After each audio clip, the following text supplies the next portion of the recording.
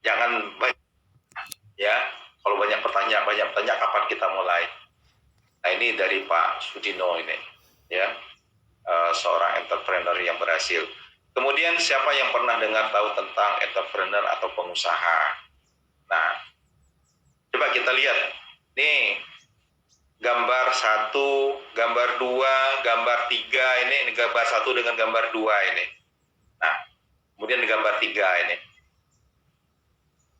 Nah, apakah ini mereka-mereka ini termasuk seorang entrepreneur? Ya. Ya. Nih yang jual rokok, kemudian yang jaja ini, apakah mereka ini termasuk orang entrepreneur? Kemudian lanjutkan. Lanjut. Gambar berikutnya ini. Nah, apakah ini termasuk entrepreneur juga? Nah, mereka semua kan berusaha. Mereka semua juga kan berdagang.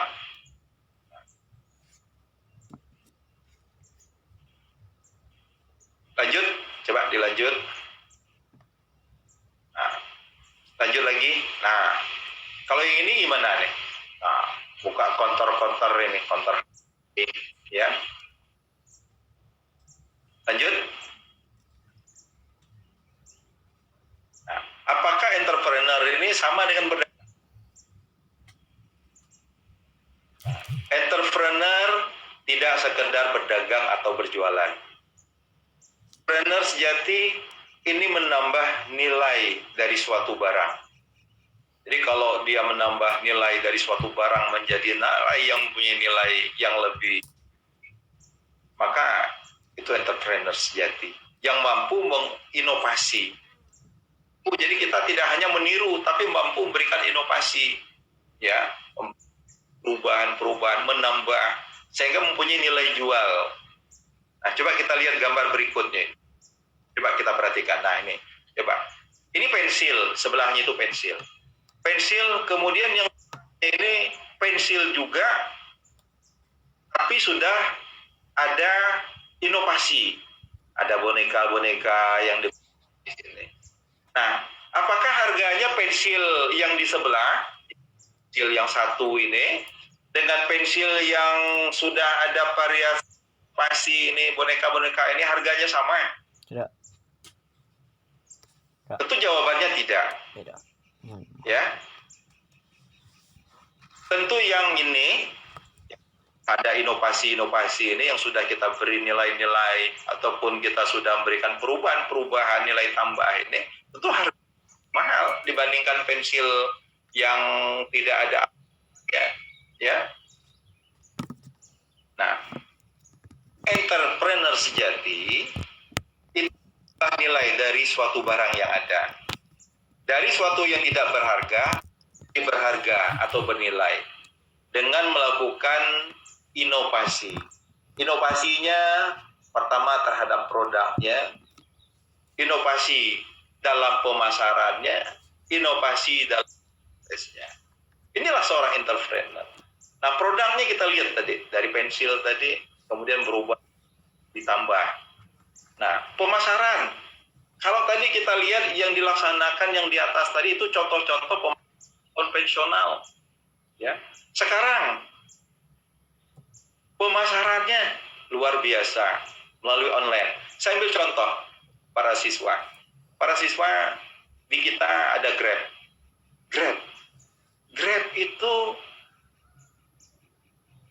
kita tidak punya mobil, tapi dengan Grab kita bisa kemana-mana. Kita punya banyak mobil. Kalau kemarin taksi-taksi yang konvensional, mereka punya sopir yang dibayar, kemudian harus punya pool, ya, menyiapkan mobil. Tapi Grab tidak ada tempat parkirnya, tidak ada showroomnya, tidak ada. Ya, ada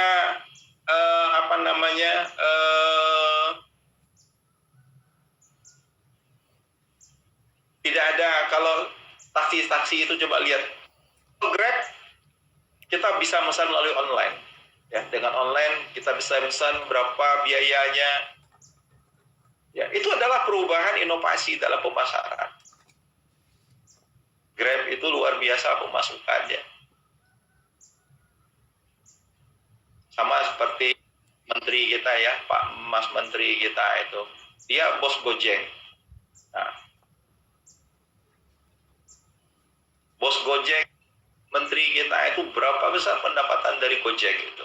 Mulai dari sepeda motor, di mobil ataupun taksi Gojek, ya itu luar biasa.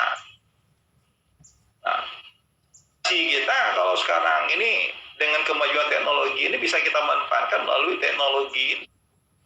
Nah, kemudian inovasi yang berikutnya adalah inovasi dalam proses. Nah, proses bagaimana kita membuat proses produk tadi ya di prosesnya. Inovasi proses ini bagaimana memberikan nilai tambah dalam proses itu ditambah. Nah, hasil inovasi ini mempunyai nilai-nilai yang membuat nilai jual lebih tinggi. Dengan kita melaksanakan perubahan-perubahan melalui inovasi ini, maka dari barang yang biasa menjadi barang yang luar biasa. Oke, lanjut. Enter, kita lanjutkan. Pengertian wirausaha. Ya. Wirausahaan adalah seorang yang mempunyai kemampuan melihat dan menilai peluang, memanage sumber daya yang dibutuhkan, mengambil tindakan yang tepat guna memastikan sukses lanjutan. Jadi para siswa, kalau mau jadi seorang wirausahaan itu tidak mesti harus selesai kuliah. Enggak, kita bisa mulai merintis, mulai mengasah diri mulai sekarang. Nah, seorang wirausahaan ini dia mampu melihat dan menilai peluang. Saya katakan tadi, kondisi sekarang ini, yang mencekam sekarang ini, kalian punya orang malas keluar, pembatasan sosial ini, kemudian physical distancing ini. Ada peluang, bagaimana? Coba kita buka, kita jual online. Mak mon pempek online, mak berdagang di rumah, dijual coba melalui online. Itu melihat dan menangkap peluang. Ya. Kita sudah berupaya untuk jadi seorang wirausaha melalui peluang-peluang yang ada ini.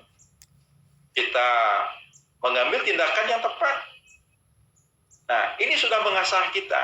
Jadi tidak mesti nunggu harus selesai kuliah jadi seorang wirausaha. Enggak. Itu bisa dimulai dari sekarang. Coba dilihat ada anak kelas 4 SD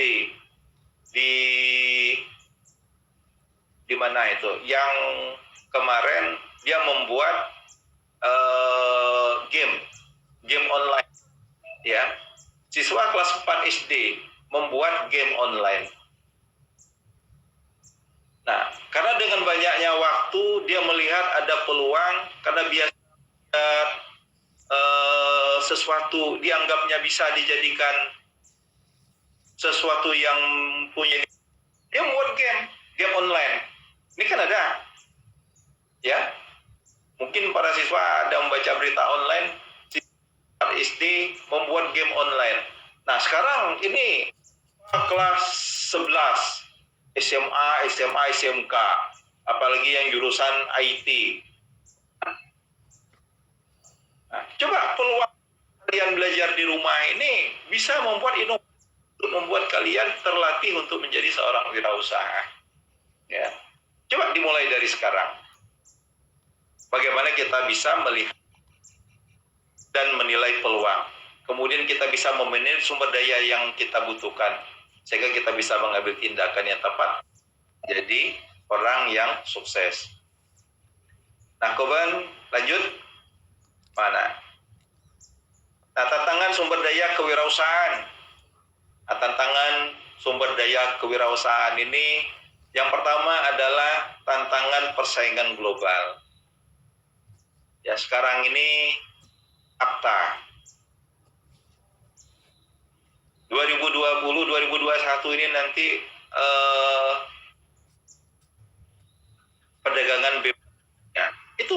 persaingan global, ya. Jadi persaingan global ini itu tantangan yang pertama. Kemudian kita yang lihat yang kedua adalah tantangan pengangguran.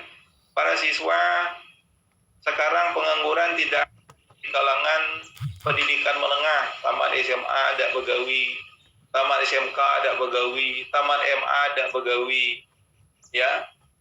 Peluang ada. Ini peluang nak begawi. Kalau tidak baca begawi ke orang, tidak baca jadi nganggur. Nah, sebetulnya inilah tantangan kita. Dan tidak hanya sekarang ini saya katakan bahwa tantangan pengangguran ini oleh pendidikan menengah, tapi sudah masuk ke pendidikan. Banyak S1 sekarang yang nganggur, para siswa. Ya. Banyak tamatan S1 yang nganggur. Kenapa? Karena mencari peluang untuk bekerja, bukan menciptakan lapangan kerja. Coba kalian cari perguruan tinggi, jurusan yang membuat kalian bisa bekerja sendiri, bisa membuka lapangan usaha, sehingga kalian mengurangi pengangguran. Kemudian yang ketiga, tantangan tanggung jawab sosial. Orang yang berpendidikan, kalau jadi pengangguran, ini tanggung jawab sosialnya tinggi, malu, tetangga ngeliat, tuh, kuliah jauh-jauh, ya, tinggi-tinggi, tapi tidak begawi, tidak kerja, tidak kemana lah.